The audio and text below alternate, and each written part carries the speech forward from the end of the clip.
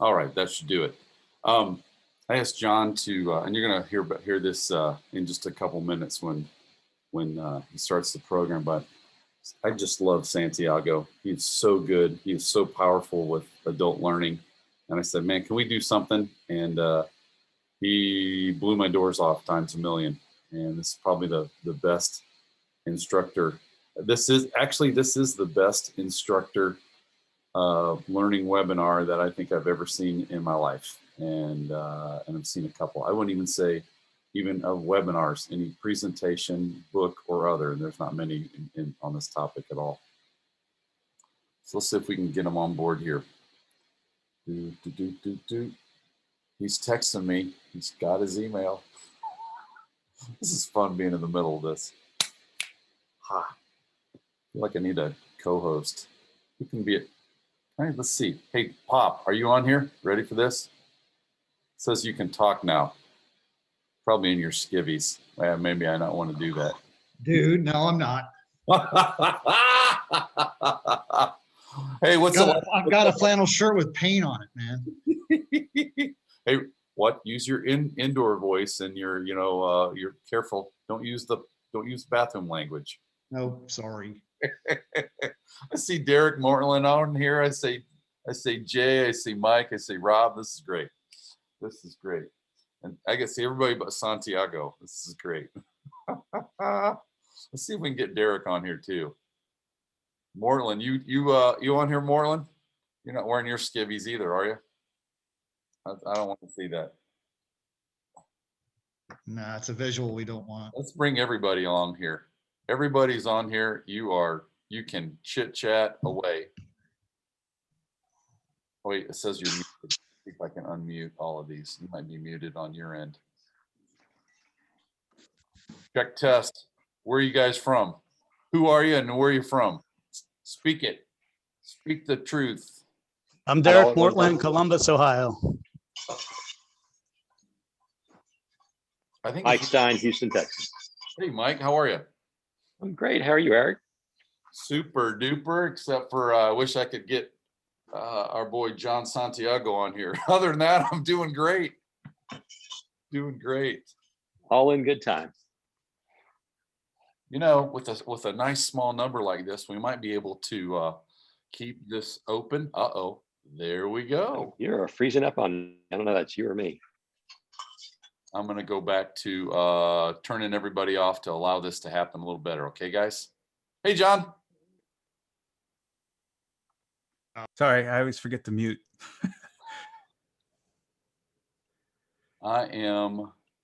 We had everybody on here. Toward the end, I think it would be really powerful to turn all of the,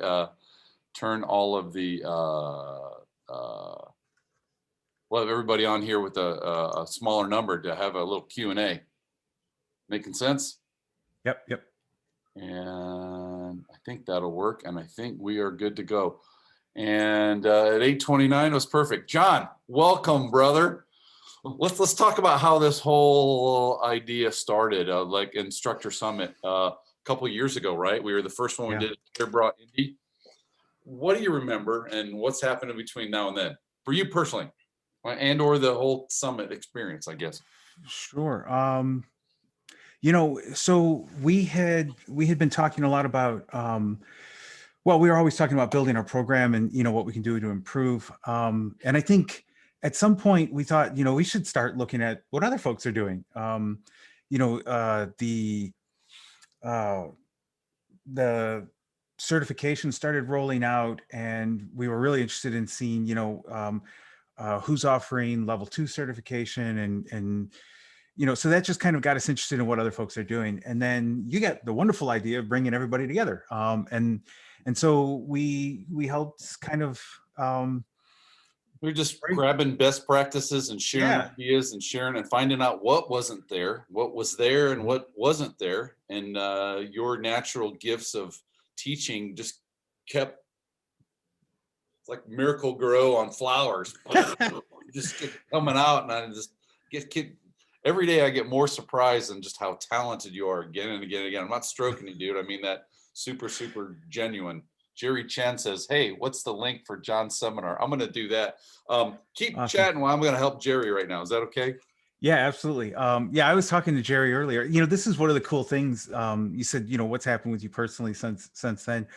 Um, at the summit, we just met a ton of folks from all over the country, people that quite honestly we likely would not have met, and just grew super fond and super like just appreciative of what other people are doing, and how they help sort of like feed us and give us ideas and give us energy, to keep improving our program, reaching out invites, and so Jerry and I actually talked about doing some stuff with maybe doing some stuff down the road with the summit as well. And he actually I'm glad that he's here because he actually inspired some of the stuff that I'll be talking about today.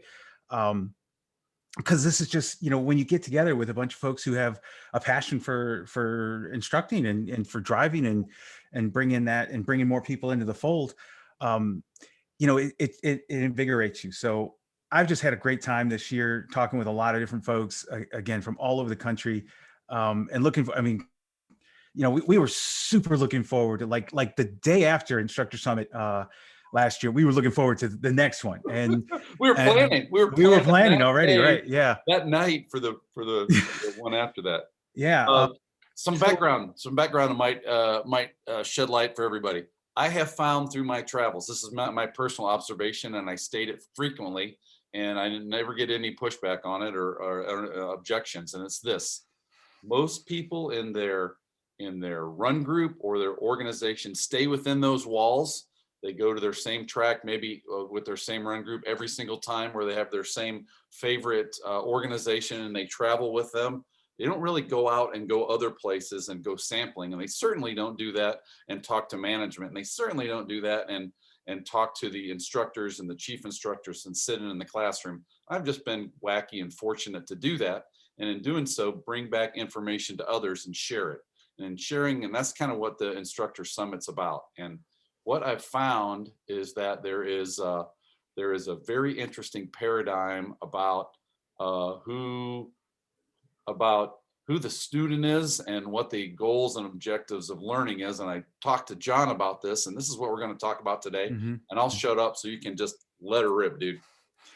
No problem. So what I was hoping to do is just kind of talk at a fairly high level, about some themes, about some really, really common themes about learning, about teaching and how they relate to each other. And I'm going to show you guys a whole bunch of images, mostly because I want you to kind of like be thinking about these themes. And some of these themes are going to maybe ring a bell for some of you. Be like, hey, I know that guy. Some of them are gonna sound awful, eerily similar because you're like, hey, I really know that guy. He's me. And so the idea is really to start thinking about.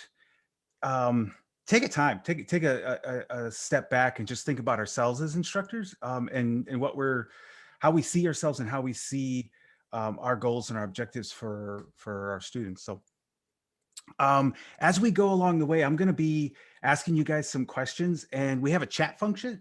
We have a Q&A function that you should be able to access. So if you want to, when I pitch a question to you, or if you've got a question for me, if you want to just dump that into the Q&A. I know Eric said he was going to help with kind of managing some of that. I'll see how much I can keep track of. This is John Poppenhouse. He asked too many questions from the last webinar. He's excluded. Sorry, John. Everybody not named John. I'll be asking questions though. So just so we know. Oh, and we got some folks, it looks like, already in the chat as well. There we go. We got a couple folks here: Marla and Pop, Chuck Hawks. Oh, awesome. Chuck Hawks is here, right? See, it's folks like that. Like I'd never met Chuck if it wasn't for the Instructor Summit. So that's killer, man. Guys, if you're on here, there is opportunity to network, and not network like business exchange business cards, just to exchange ideas. The more I am out and about, the more I realize people are open to it. So we'll start something. Maybe we'll start a Instructor Summit chat, talk about anything, webinar in the future or something, all free. Keep going, brother. Sorry, I don't want to hold you up. This is Yeah, I'm no excited worries. about this. I'm excited. No worries. Yeah, I mean, I do hope we get a chance to do some of that. Uh, I guess networking. The thing that I had thought of, and this is something, since Jerry's in the audience, we had thought about doing like a workshop type thing, where we could have a very sort of hands-on-y type thing. So maybe as we move forward, that might be something we do, is just kind of like e-workshop. Yeah, like an e-workshop. We'll have I got later on, you guys will see, I'm going to give you guys like just some friendly homework type stuff to just say, hey, let's try some junk out. And some of it, you might hit a wall with, and that's why we do workshops, right? Because you're like trying something out, and you're just like, I went as far as I could with it, and now you need another set of eyes on it. So workshops are cool for that. I'd love to work with folks on that. That's a brilliant. We'll pull everybody at the end on this subject matter. Maybe we'll pick it up right here. Cool. Workshop off this. Okay. So I'm going to share screen here with us, and you should see fairly quickly like a big void of nothing. So let me grab that. Yeah, and there we go. Okay. All right. Come back, baby. Okay. So this is sort of this is what I wanted to talk about, was really just focusing on driver learning, because I think if we're getting to that time of the year where we're starting to think about, getting back to the tracks and meeting all of our buddies and stuff like that. And so, just in a casual sense, we show up and we're just like talking about what we want for the weekend, talking about what we're hoping to, achieve. And I think if you're, as an instructor, if you ask yourself, I mean, you show up and you might have your own gig going on, you're racing or you're competing or whatever. But as an instructor, when you show up for the weekend, what are the kind of goals you have for the weekend? Personally, I hear, because we talk about this a lot when we go to the track, especially when we're also training folks, what are you hoping to accomplish this weekend? And we hear a lot of folks kind of give this sort of answer, right? I just want to help my drivers learn, right? I want to help them learn. And I think that's a common goal that most instructors share among one another. How we get there is really, really can be really, really different. It is to say, like we all share this common goal, but how do we see that happening, right? So how exactly are we going to get there? Well, it turns out this leads to this follow-up question. How are we going to achieve this goal? How am I going to help this person out?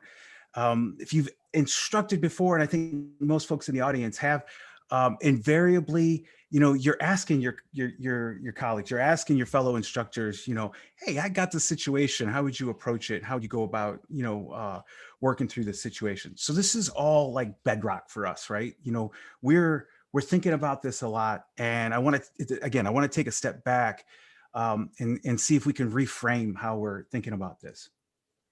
So this is what we get a lot, right? How am I going to achieve this goal of helping them learn? Well, I'm going to teach them what they need to know.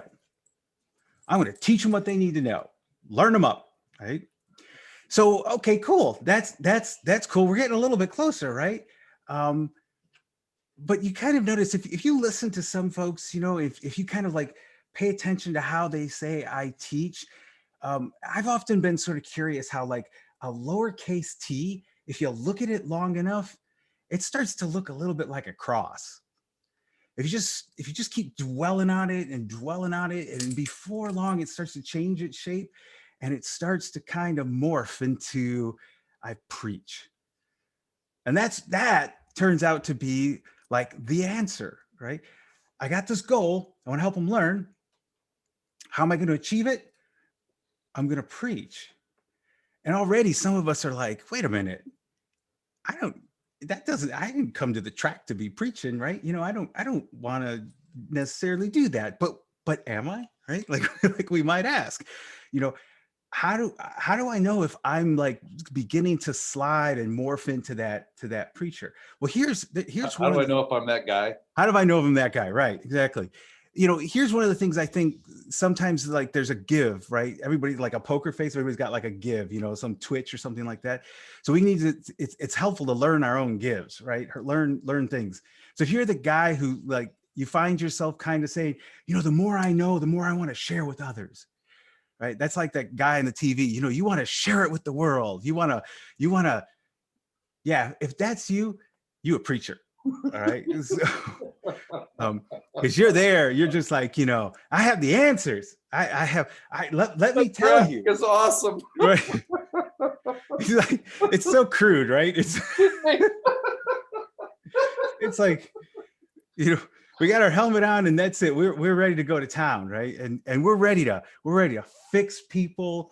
We're ready to, train them. We're ready to deliver to them all the best info that they could possibly have. It happens, right? And sometimes it happens. We become preachers without even knowing it, right? We thought we were just going to the track before we know it. Like, there's an addition to our ensemble. We have a little thing on our neck there. So is there another way? Well, I mean, I was going to say, yeah, there's lots of other ways, but part of me wants to say, sadly, yeah, there's other ways. There's actually kind of a lot of other ways we could go about doing this. For example, we could have, we could don the personality of the professor, right? Some of you guys know that's actually my side job, right? That's how I pay the bills. I'm a professor, and I know these guys. Like, these guys are not just like abstract images, right? There's folks out there who go about in a very performative way, like they play the role of the authority, they play the role of the professor, and sometimes that can come out as kind of looking down on others, right? As being the one who stands off, who has the authority and just has some disdain for those who are not up to speed. Some of us are real old school, and this is how you get it done, right? This is what you're supposed to learn, and it's a trial by fire, and it's up to you, youngling. You're the one who has to rise to the occasion and meet it. So looking at these, this sort of like these different paths to the goal, some of you may actually like see yourselves in it. Some of you may see old professors you had, right? Like this is like a trip down memory lane for me, because when I was a little chitlin and I was in college and I was going through school, I had all of these guys. I knew professors who were exactly like the performative guy. I remember this one cat, he used to walk around campus with like a little entourage, and he had all these students who would follow him, and, he would be like telling them stuff and they would be hanging on every word, and he ate it up. Oh my goodness, he ate it up. And you could tell that was how he saw himself teaching, right? And we had plenty of guys who thought that you were lucky to be in their presence. You were lucky to be there after they had just published their 8th book, and that kind of thing. And then I had other professors who were just hardcore, like they were terrifying. I mean, they were downright terrifying. We used to have a professor who used to just stare at you, ask you a question. Mr. Santiago, I await your answer. Dude, you're kind of scaring me. I know, right? And people would just crumble in front of him, because he was just the man, brutal comments on papers, and you just had to suck it up, right? So some of this stuff is sounding familiar to some of us because that's how we came up, right? And because that's how we came up, we carry that with us. So sometimes we end up, without even realizing it, reproducing those kinds of models, right? So this takes us back to, this kind of like sometimes unaddressed notion of what is really our paradigm for what it means to learn. Because usually there's a flip side to this. If we have a certain paradigm for what it means to learn, we usually have some sort of a paradigm for what it means to teach. And many times this doesn't get addressed because it's just, this is how I learned, so that's how everybody else is supposed to learn. This is how it worked for me, so that's how it's supposed to work for everybody else. And if I was taught this way, this is how I'm going to teach to everybody else. So some of this stuff is like legacy, right? That's how it gets perpetuated. Fortunately, I think, being in like this kind of academic realm as a profession, I have seen a change. So for me, it's like this is really like about a trip down memory lane, because in the past, I don't know, I've noticed it probably about the last 10 years or so. There's been a pretty seismic change in the way in which people think about the nature of learning, the way in which they think about the nature of teaching. So um, all those other guys on the previous slide, they really are about kind of this very, very old and still prevalent paradigm of learning, where you peel back the lid, and then you just pour in as much knowledge as you can, right? um some people like I'm a big fan. I'm gonna confess, I'm a big fan of like old kung fu movies and stuff.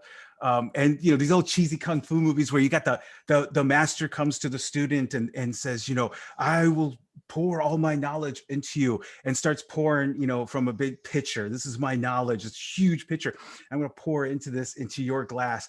And if your glass has some of it, the savvy student, the good student, empties out their glass and says, now I have more room to receive all that you have, master.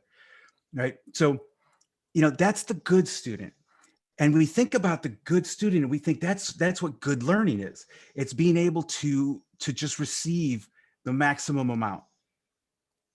We also, Like a I think, sponge. yeah. And the sponge, right? The sponge is the same, right? The sponge is the one that soaks it all up, that draws it all in, right? We talk this way a lot about kids, and we admire their ability to learn, because in the back of our head, our paradigm is the good learner is the empty vessel. The good learner is the dry sponge, right? That draws it all in. So if that's the good learner, well, what the heck is the teacher supposed to do? We kind of already seen the answer, right? We know what the teacher's supposed to do. The teacher's there with the pitcher, right? And who's pouring all this in. There are other paradigms for learning. So we'll take a look at another one. And we're going to play with these two paradigms, all night long here. You'll notice in this paradigm, there's something else going on, right? In fact, when you kind of look at this as a paradigm for learning, do you see any outside influences here? Like the main emphasis of this graphic, it's all about what? What do we got in here? Gears, right? And they're turning. And it's as the gears are turning, now we're starting to get learning happening, right? So these two paradigms, you're going to hear, if you hang out with teachers and, whether it's K through 12 or college or whatever, you're going to hear them talking about this kind of like passive learner type model, right? Versus an active learner. And it's all the rage these days, to talk about an active learner, but it really does reflect this paradigm shift in what does it mean to learn? And that's going to have an effect on what we think is our paradigm for teaching, right? We got paradigm A, right? We have the driving instructor. In this case, he's kind of cool because he's my analog. He's the driving classroom instructor, right? He's like there with the little board and stuff, right? But this could also substitute for the in-car instructor who's doing the download or doing the upload or something like that. You got another paradigm here. And so I like this picture. yeah, this is kind of cool. That like if you look at these two, real quick, like in the Q&A, just if anybody wants to off the top of their head, just like what are the differences that you note between the two? Just throw out a couple things. Again, no real wrong answers here. Just kind of like doing some observation stuff. Like what do you see as like a difference that just jumps out at you? Could be anything.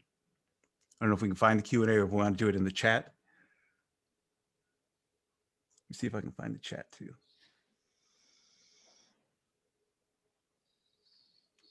Go with your gut, guys. Go with your gut. Yeah.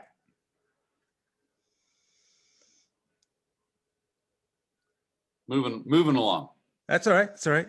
Oh, wait, we do have something. So, there's the chat. Okay. I couldn't find my chat Thanks, function, Andy. right? Yeah. Cool. Right. All right. So Jerry's got a discovery process, right? That's one's shared and the other is on one entity. So Hawks is noticing, like Hawks picked up on something. When I saw these two, I was thinking something similar to what Chuck was saying here. There's like a clear agent in one of these pictures. There's like a clear actor. There's somebody who's doing something in one of these pictures. And it's the paradigm A, right? Who's the doer? Who's the actor? Who's the agent? Well, it's the dude at the board, right? Okay. And the other one, there's kind of no agent, right? There's just a signpost, right? Which sort of is suggesting, like there is just, it's just a guide. It's just a path, right? A direction, right? Here's one of the things that I noticed, if you look on the right, paradigm B, take a look at paradigm B, that image there. What are the limits? Like quite literally in the imagery that you see, what's the limit? This is kind of a catchphrase too. But it's sort of like wears it on its chin, right? It's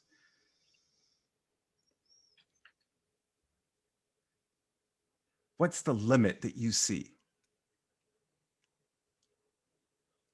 The sky. Yeah, the sky is the limit, right? I mean, so you see this kind of like this much more open-ended, right? This, as Jerry put it, this discovery, right? What are you going to discover? I don't know. I mean, that's a wide open matter, right? And paradigm A, we also see quite clearly what the limit is. The limits are going to be defined by how much room you got on that board. Once the instructor runs out of room on that board, it's it. He filled it up, right? So you have like a different sense of the potential in each of these. All right, come on, you. So now we can see if we've got one kind of teaching paradigm, it's directly related to a particular learning paradigm. Right here, we've got the instructor or the teacher who's there, and his job is primarily to be dumping in as much as he can until that old light bulb starts to flash, right? Until all of a sudden some magic happens. And the instructor's job is to just keep sort of like feeding it in, feeding it in, feeding it in, feeding it in. I open their heads up and I pour in all I know. Quick question. If you take a look at that, that instructor kind of like ideal here, which word comes up with the most frequency? Yeah, Andy's got it right. We see it. It's I. It's what I profess. Because in this teaching paradigm, the main agent is really the teacher, right? The main person who's responsible is the professor at the board, and it's their job to get what they think is really important done. And if you kind of paid real close attention to this graphic, I like that the learner here looks mildly terrified, right? He's like, I sort of like, because where are they at in this whole picture? They're just trying to keep up, right? It's almost like they're sort of, being sort of like dragged along here. And go back a second, would you? Yeah. Look at the teacher in this case. He's smiling, just throwing stuff in there. Oh yeah, he's happy as a clam. Yeah, he's jamming, right? He's doing what he takes to be his best job, right? And it's because of the kind of paradigm that he holds about what good teaching is. It's directly related to what good learning is. He's got a great student here, chugging along, trying to get stuff done. We get a different paradigm of teaching, right? It's not the only way to do things, right? When we look at this particular graphic and this kind of attitude here of, I guide my students to develop their understanding. I mean, the key question we have here is, who's at the front? Who's taking center stage?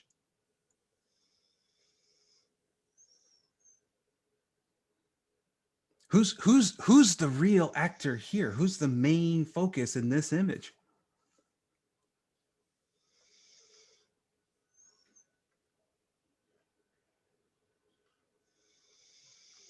I saw some responses, but oh, there we go. Yeah, right. Jerry's like, it's the student, right? And if you can kind of see, like in this particular image, the professor is really sort of like just kind of hanging back, right? Just kind of watching, making, the professor's doing his own absorbing, right? The professor's doing his own observing so that he can pick up on the things that he needs to facilitate this process. But the central figure here, the main actor here is really, it's the student. So we got teaching paradigms. Paradigm A, paradigm B. What we're really talking about these days, what we talk about is sort of a teacher-centric kind of paradigm for teaching versus a learner-centric paradigm for teaching. So if you ever hang out with, teachers and stuff, and they talk about a learner-centered approach, this is sort of what we're really starting to unpack here is what does it really mean to be learner-centered versus teacher-centered? For my time, I've looked at, I talk to people about this kind of stuff a lot, and what it really boils down to is what kind of priorities do you bring into your role as a teacher? So whether you bring it into a classroom, whether you bring it into, the track, or, in the paddock, during the download, during the upload, wherever, what are your priorities? If you have a teacher-centered, priority, they look really, really different from learner-centered priorities. Because with teacher-centered priorities, we already saw the most frequent word. It's the teacher. The priority is I am the teacher. So what I know is what matters the most. Making sure that we tick off all those boxes, because I need to make sure that everyone's aware of what I know, because they'll learn better when they soak up and absorb what I know. Their expertise, you are just fortunate to be basking in the glory of my presence. This is sort of like Chuck often says, it's the sage on the stage, right? And most crucially, the lesson plan. I got to get through my lesson plan. You see some teachers, this is how I spot these guys. This is their tell. This is their little twitchy eye, right? They get anxious over their lesson plan. Like, yeah, I got to get through all my points, and I'm running out of time for that. Okay, what matters to you? It's pretty clear what matters to you. What matters is your plan as the teacher. This all boils down to what the teacher has to offer. And so you see a lot of teaching paradigms really focus on what the teacher has to offer. I go and I get more credentials. I go and I get more letters behind my name. I go and I have more books, and that all somehow makes me a better teacher. In a student learner-centered paradigm, you have a different set of priorities. Mostly what you're looking at is, what is the path that the student is taking? Where are they right now? And how do I get them a little bit further along a path so that they grow and they develop in whatever area of study they happen to be? Huge priority in this is success for the student. If you have a teacher-centered priority, a successful class session is the one where your lesson plan went off without a hitch. That's how you define success, right? It was like, man, I went through that whole thing where I feel like I just rocked that presentation. Golf clap, man. I'm glad for you. But did your teachers, did they learn anything? Right? Like, how many of you guys, a whole slew of you guys, went through college, and you had that professor who was like a star in their field. They were amazing. For me, it was like my chemistry teacher. That person knew their material backwards and forward, and was on their fourth textbook or something ridiculous, and they had all these laurels. And I was super confident that they knew what they were talking about. I didn't have a clue. I was sitting there like, I don't know what this person is talking about. So what good does all of that teacher knowledge, teacher priorities, all that stuff do if it's not making it to the students, if their growth and their gains are not being advanced, right? So when we start to have a learner-centered priority, we start to realize that what matters isn't whether I made it through my lesson plan. It doesn't matter whether, I had to, didn't get to say something that I was really, really hoping to say. The only thing that really matters in a learner-centered priority is, did this or that student push the ball a little bit further? And what we often find here is that when you have a teacher-centered priority, because you matter, because you're the expert, because you're the authority, what you say needs to take center stage. So you speak a lot. When it's a learner-centered priority, you start to back off. You start to speak a lot less. You start to give the students a little more room to contribute, to talk. How do we get there? Mostly, this guy here, he's got to let go. He's got to let go of a lot of difficult to let go things. He has to let go of what he wants to cover. got to let go of what he wants to say. Right? With the track, oh man, we're going to my that's my home track, man. Wait till I show you how to get through turn 13 through 14. Nobody else knows this. This is the secret sauce, baby. This is the secret sauce. I got this for you. I want to share this so badly with you. Can't wait. Is that actually going to help your student who might be struggling with something else? Are you aware that your student has no idea and is not in a position to process that information or that amazing secret that you're trying to convey? You got to let that stuff go, because sometimes that's not what's going to really help your student. Mostly, this is the thing that you got to let go of the most. How important are you? Ooh, letters behind your name. I got them too. And it doesn't really make a difference to any one of my students if they aren't picking up on what I'm trying to convey, if they're not building in their mind an understanding of what we are working on for the day, for the week, for the semester, for whatever it happens to be.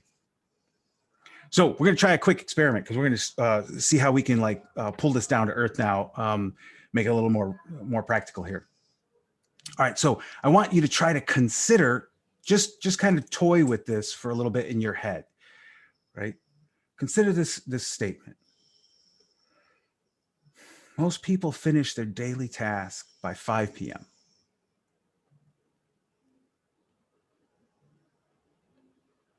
Kind of turn an inward eye on your thoughts here. All right, we're going to try, I want you to consider the next one, okay? So let's try this. What would you like to do after work this Monday?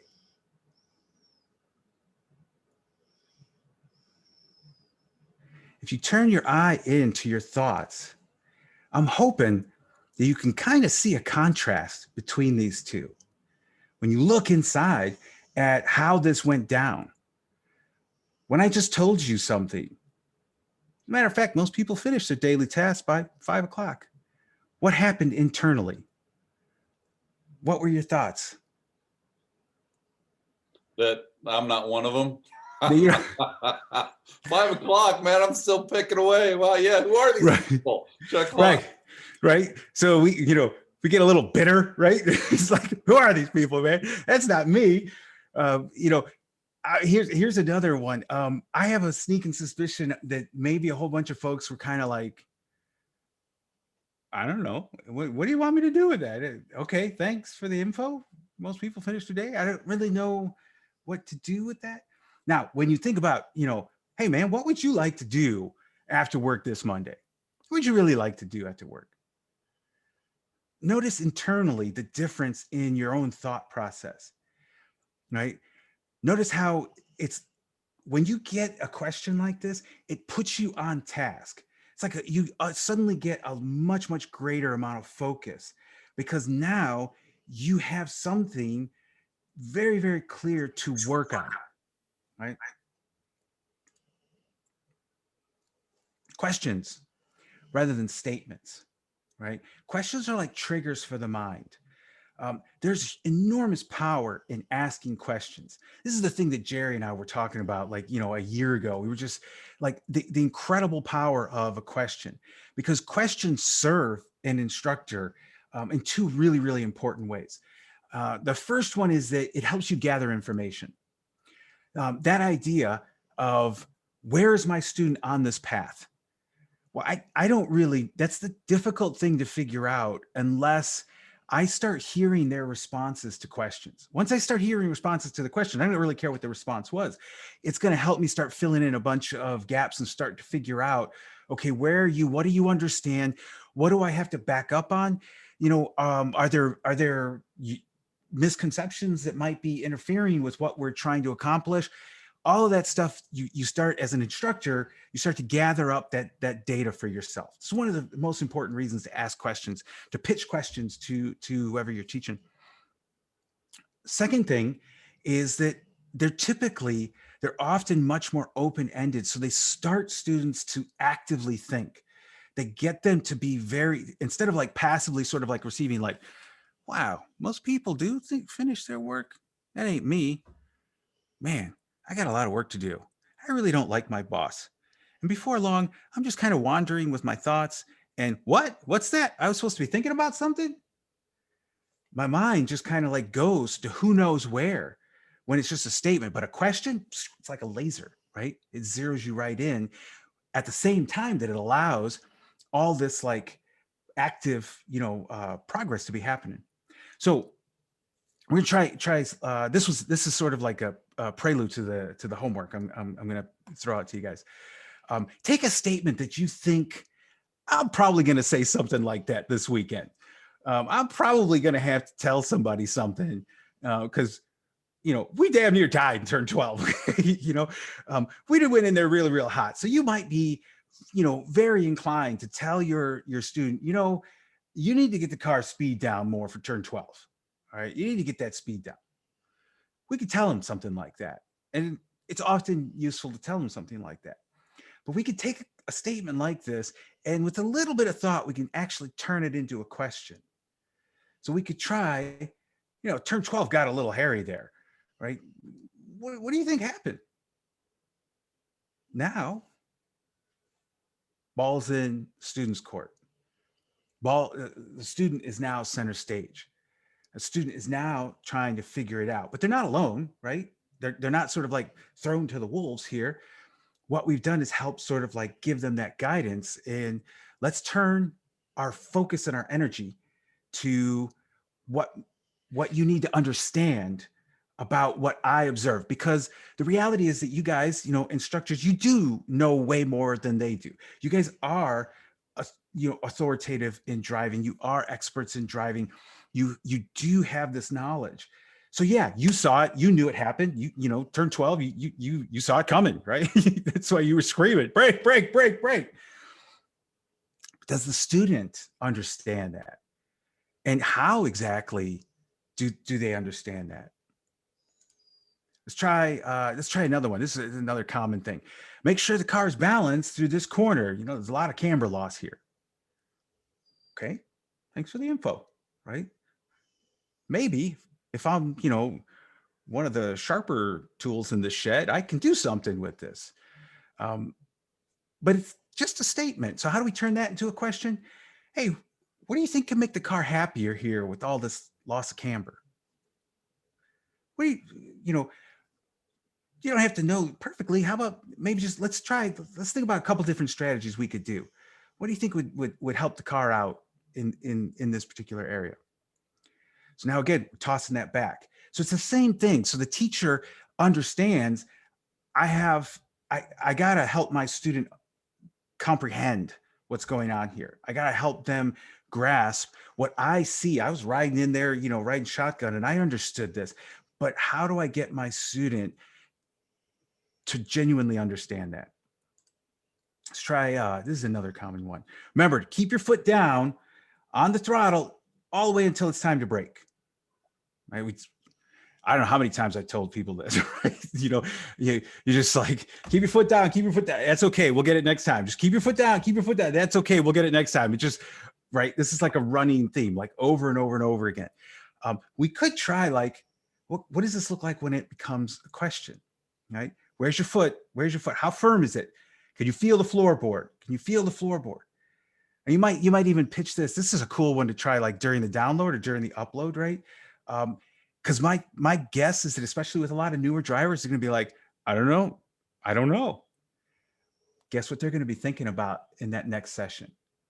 Guess what they're going to be laser focused on? Because their gears are turning now. What does my foot feel like there going into the braking zone? See, that's the power of questions, right? It puts that directly into the hands of the student, and they get to start processing it. They get to start churning away at it. You already understand. You already know. You're fine. You're going to be okay. They're not. So all of your accolades, all of your expertise, it's not really that important, and we gotta let that go. They need to be acquiring that for themselves. So one of my favorite, this is like a little hobby horse for me, because I hear a lot of people talking about learning and actually in instructing too, right? They mention light bulbs a lot. It's like this trope, right? It's a super popular trope. Man, when that light bulb goes off, that's just awesome to see that, right? It's one of the things that actually draws a lot of folks to instructing. It draws folks to teaching in general. That it's almost like a drug, man. You get high off of it because it's pretty cool. But what exactly do you think a light bulb looks like? So again, if you just kind of like take a step back, we had two different paradigms here. So we had the same thing, like just start riffing, like off the top of your head. What are some of the things you notice? What are some of the contrasts here? What are some of the differences?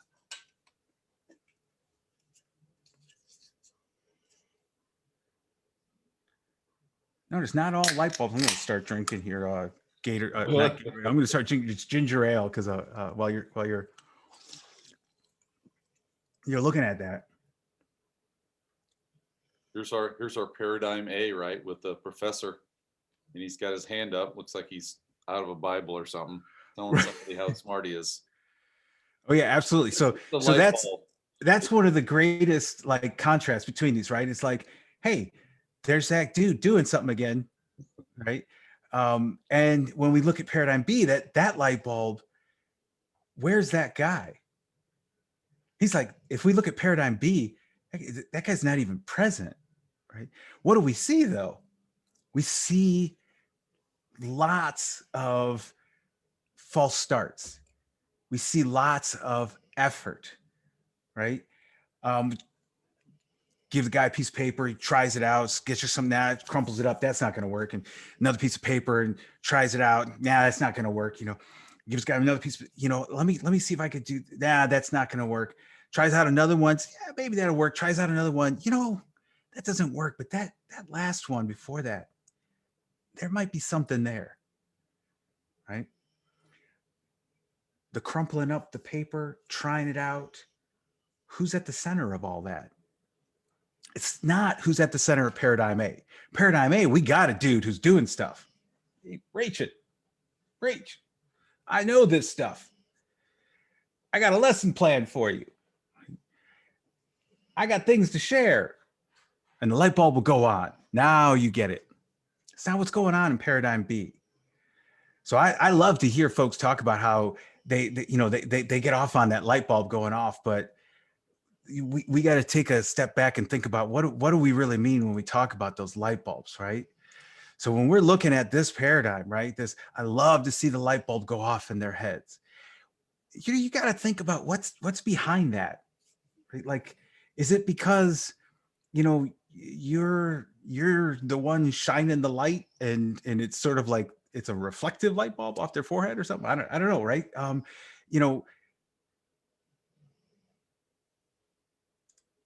Sorry, something Chuck was saying, this light bulb here.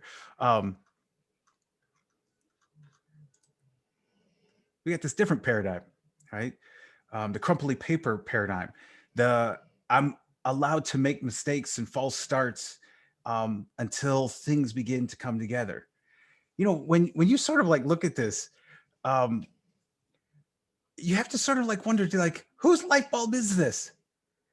And if there's something really valuable about a light bulb going off, where is that value? That's this paradigm sort of shift. Here's another way to think about it. The chances are almost everybody in the audience has been witness.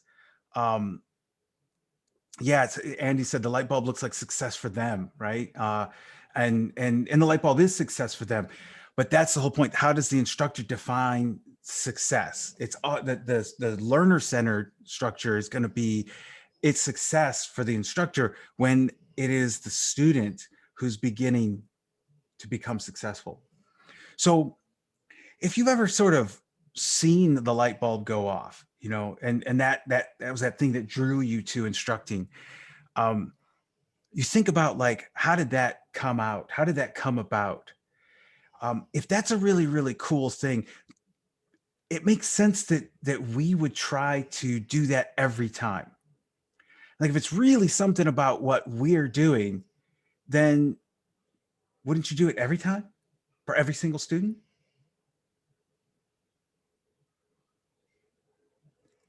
And then we start to go, well, I mean, I try, right? Except there's this old adage, right? You can bring a horse to water, but you can't make them drink, right? Um, right. Edison failed many times, right? And he had to have that freedom, to do the failing. At the end of the day, you can bring a horse to water. You just can't make them drink. And that's what Paradigm B is sort of suggesting here. We can bring all kinds of resources, all kinds of tools, all kinds of, assistance and whatnot. But whose light bulb are we really talking about here? And what's really, really valuable? Where is the value, and what should we have our own, as instructors, our own sharp focus on?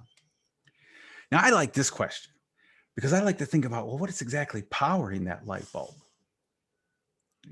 Is it the power of the authority, the power of my magnificent lecture, or my fantastic presentation? Once you hear me talk, baby, those light bulbs are going to be going off. I wish that were the case, man. It's just, I've taught too many people and I know that it's not. Something else powering it. So this is my second favorite graphic for a light bulb. I think this is such a cool graphic. Mostly because when I look at this, if you look at this really, really carefully, you start to realize, hey, you know what's really cool about this? It's an optical illusion. This is not actually a guy holding a light bulb. It's us being the recipient, the viewer, right, of what is being done here. That our mind creates the understanding of a light bulb. All this guy did was, shape his hand in a certain way. And that gives us a sense, that gives us that kind of context in which it's us, the learner. That's what we bring. We create the light bulb. Hopefully this is what we're all after. I think we should all, as instructors, we should all get, because this is the hand of the instructor, right? This is what the instructor's up to. We should get like little tattoos on our wrist, right? This is what we do, baby. When we're doing things at our best, we are facilitating their mind to understand, right? We create the context, the outlines in which they bring to bear their own understanding. Our craft as instructors, what we strive to do, it should really be to create this context to help the learner's mind do the work. So I was really fond of this particular graphic for these guys. You've got this driver who's learning, right? And you've got the instructor, and you see that they're both partners in this task. They're both partners on this path, but the instructor is really just sort of like, the instructor's only setting the tone, setting the pace. And you notice one cool thing: this driver is not even looking at the instructor, because the instructor's not what matters. The instructor's not important. It's the path that the driver's going to go down. That's excellence right there. That's what we're really striving to do.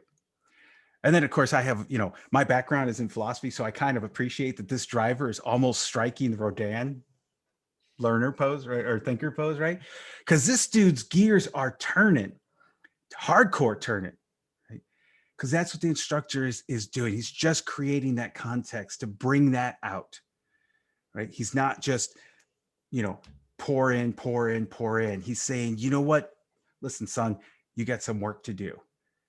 And it's really on them to get that work done. We just set that context. So this is I'm going to leave you with my favorite. This is my favorite graphic for the light bulb. Because the more we look at, if we kind of like study this graphic, we start to pick up on some stuff. We start to realize, wow, that light bulb's has an owner, it's coming from somewhere. That light bulb is jacked into something. And it's not the instructor. That light bulb's jacked into what the learner is doing. So the one of the biggest takeaways that you can have, pondering this graphic here, is that you can never power their light bulb. No matter how good you are, no matter what fantastic teacher you are, you're not the one who's going to really be energizing that bulb. And we can kind of see why. Why is it? Why? Somebody just hit me with what they got. Why is it never really you that powers a light bulb? What's powering it?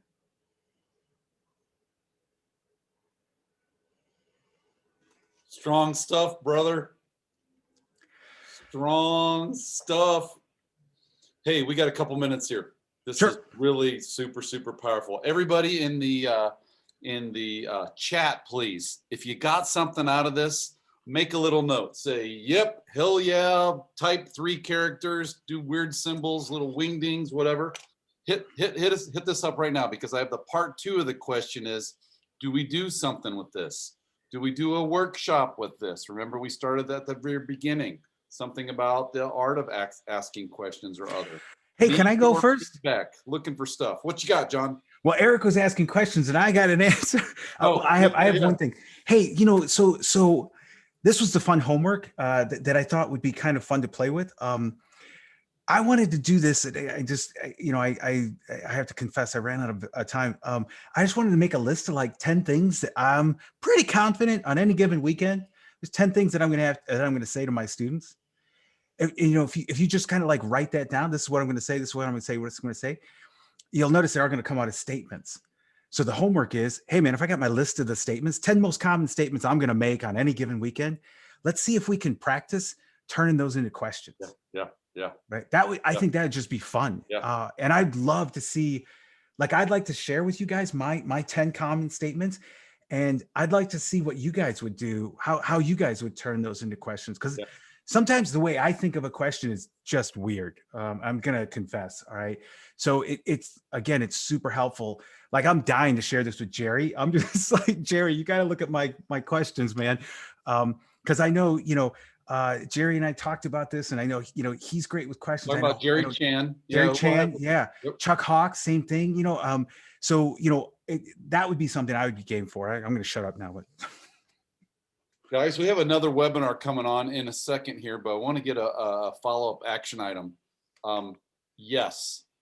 John, do you want to sort of define so we didn't capture any emails. It will be kind of hard to follow up with everybody, but we'll try. I'm going to plant the seed right now that we're going to bring questions to a future, not a webinar, but an actual Zoom, like an interactive Zoom.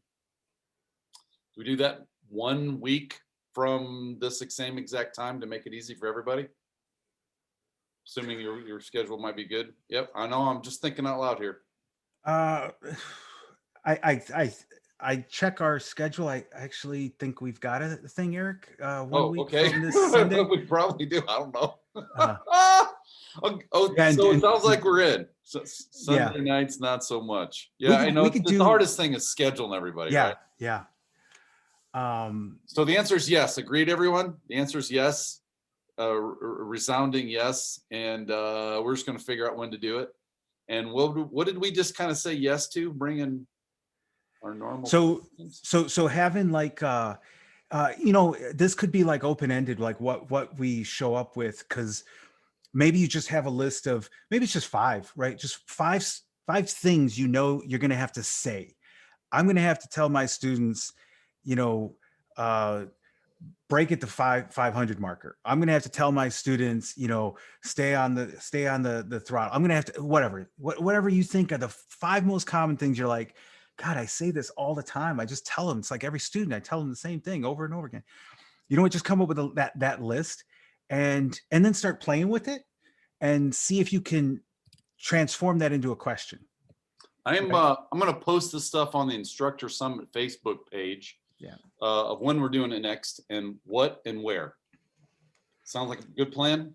and that's the Instructor Summit Facebook page. And I'm only driving you there because it's easy and we can control it. And John's involved with it as well. Guys, this has been wonderful. And I got Brian Bolander yapping, big, tall Brian on the other side, but I'm stoked. I hope you enjoyed this as well. This is my favorite. I'm John Santiago. I freaking love you. You're awesome. You kick butt. Ginger ale drinking mother. It's ginger ale for now, but it's going to change later.